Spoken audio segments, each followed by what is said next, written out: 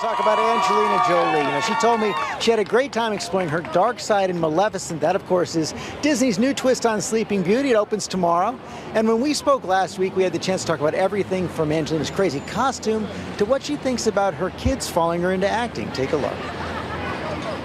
Before the sun sets on her 16th birthday, she will fall into a sleep like death. The spinning wheel, the finger prick, the sleeping maiden. This isn't your mother's Sleeping Beauty. Maleficent is Disney's new take on an old classic. Is it true? Are you Maleficent? This is a pretty dark movie.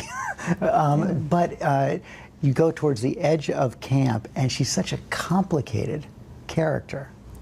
I think so. Curious little beastie. You're used to having cartoon characters, good, bad, black, white. And in this case, she's a little bit of everything. What was the part of her that you wanted to bring out that hadn't been seen before? How do you possibly tell a story or have anybody in any way care about a character that curses a baby? You know, how is that possible? Not the worst thing you could do. The worst thing you could possibly do. An innocent little child. What could possibly make a person, a woman, do this to a child? There is evil in this world. I brought my own little focus group to the movie. I had 4 girls, 2 of my own and 2 of their friends, and they had a couple of big questions. The first one you must have heard a lot, but they were fascinated by it.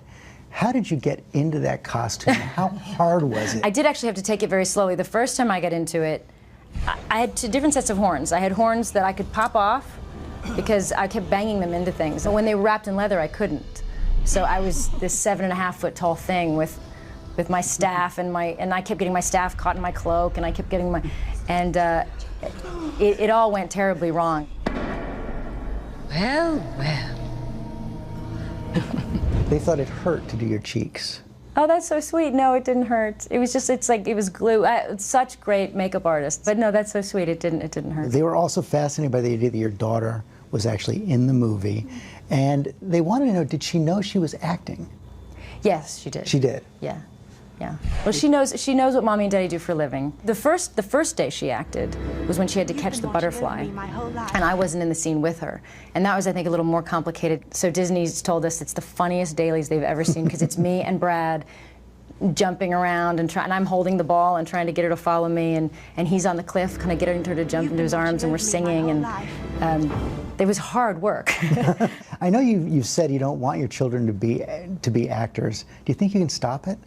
No, you can't stop your kids from anything. The creative side of it is wonderful. The very public side of it is not something I think we wish for them. That's healthy. You mentioned the public side. It seems from afar that you're kind of at peace now with the level of privacy or lack of privacy that you have. Is that true? You do some things that are fun, and then you can also shed light on really serious issues and things that you really care about.